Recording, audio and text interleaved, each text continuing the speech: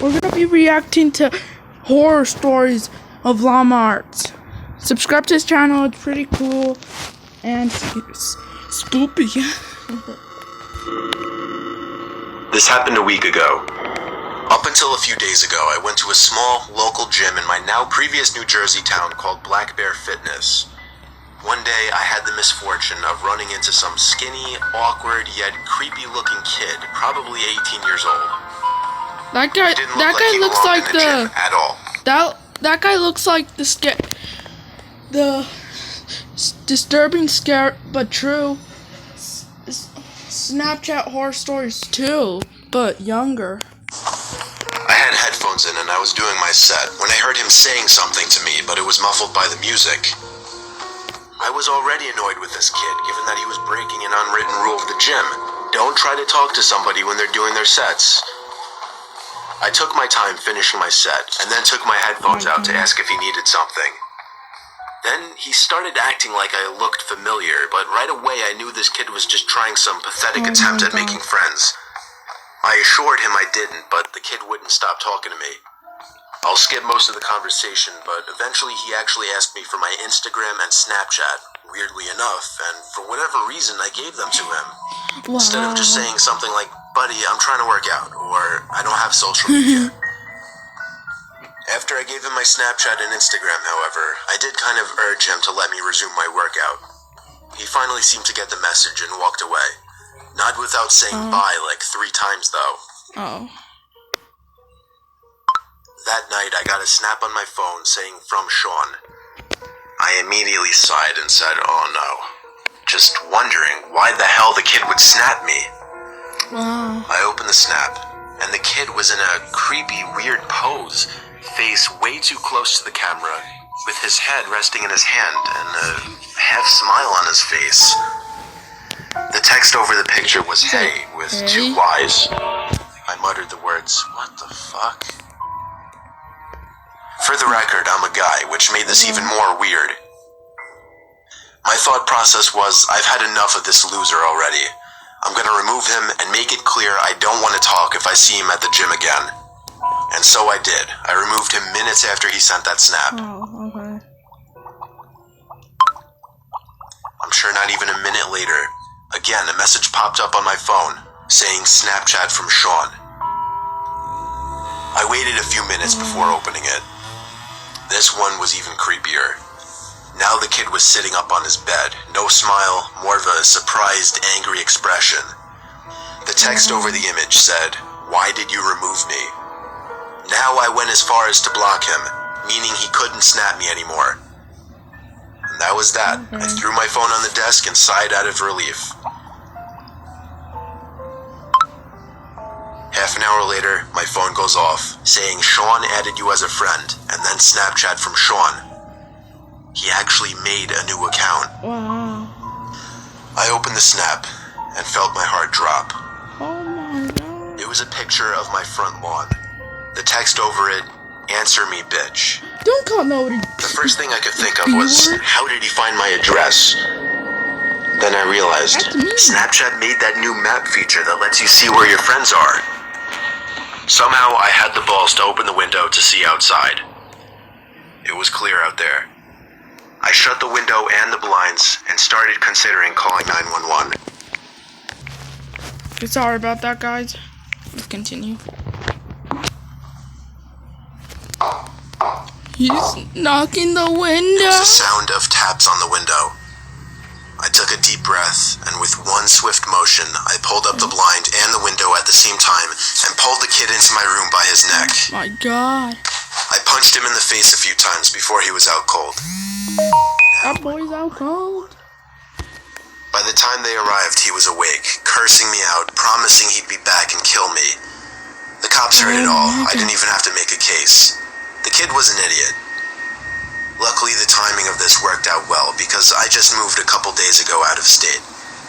Only thing that worries me, I don't want to have to make a new Snapchat account, but anytime somebody new adds me on the app, I'll never know if it's secretly that Sean kid again. Wow.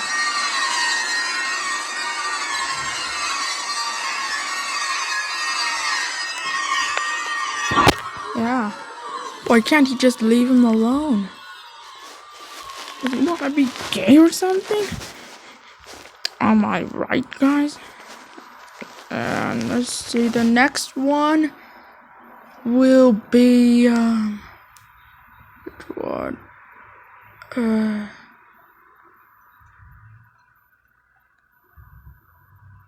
Wait, I already saw this one. It gave me nightmares. That was the creepiest one. Smiling man. Oh no, I hope you guys don't get nightmares by this because it might give me nightmares. Don't watch this alone. About 5 years ago, I lived downtown in a major city in the US. I've always been a night person. Oh my. Why? Why does it have to bother? Bored after my roommate, who was decidedly not a night person, went to sleep. To pass the time, I used to go for long walks and spend the time thinking. Why at night? I spent 4 years like that, walking alone at night. Sort of. I never once had a reason to feel afraid. Late at night. I always used to joke with my roommates that even the drug dealers in the city were polite. But all that changed in just a few minutes of one evening. It was a Wednesday, somewhere between 1 and 2 in the morning, and I was walking near a police-patrolled park quite a ways from my apartment. It was a quiet night, even for a weeknight, with very little traffic and almost no one on foot. The park, as it was most nights, was completely empty. I went down a short side street in order to loop back down my apartment when I first noticed him.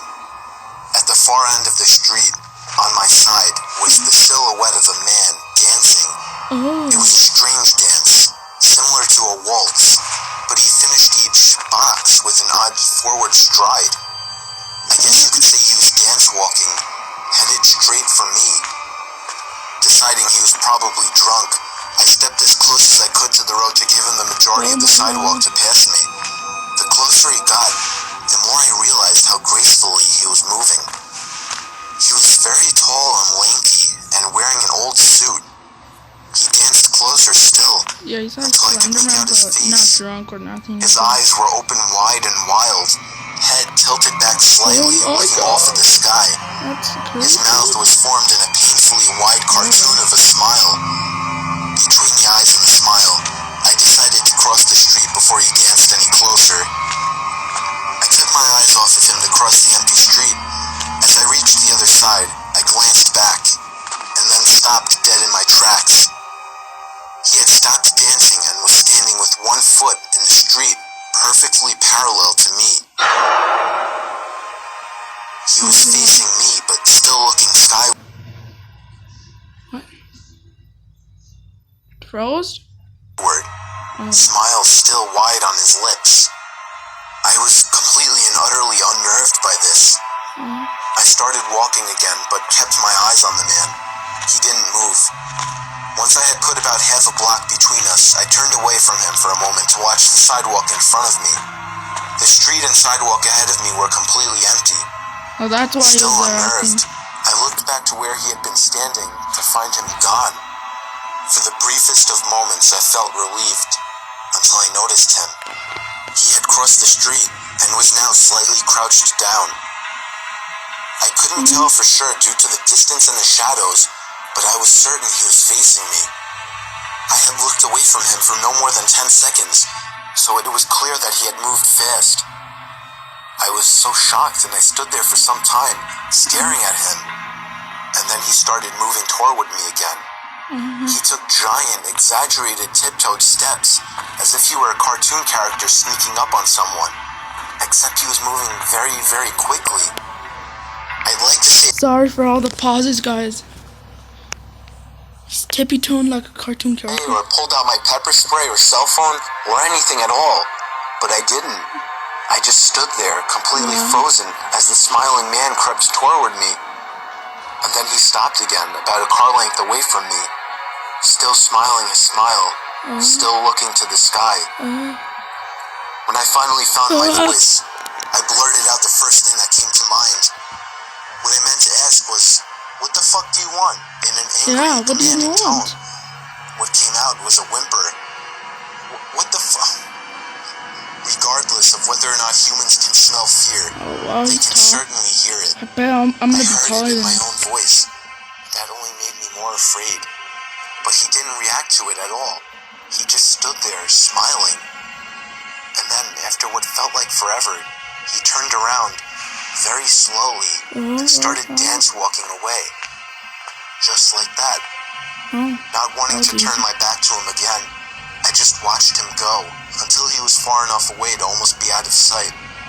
And then I realized something. what? He wasn't moving away anymore, nor was he dancing. I watched in horror as the distant shape of him got bigger and bigger. He was coming back my way. He was coming back my way, and this time he was running. I ran too. Oh my god. I ran until I was off the side road and back onto a better lit road with sparse traffic. Looking behind me then, he was nowhere to be found. The rest of my way home, I kept glancing over my shoulder, always expecting to see his stupid smile. Stupid He was never smile. there. Yeah, I'll do that too. I lived in that city for 6 months after that, and I never went out for another walk. There was something about his face that always haunted me. He didn't look drunk. He didn't look high. He looked completely and utterly insane. And that's a very, very scary thing to see. That's true, guys. Okay, that was not that scary. I'm trying to be honest. Not scared. Hope you enjoyed, guys. See you later in the next one.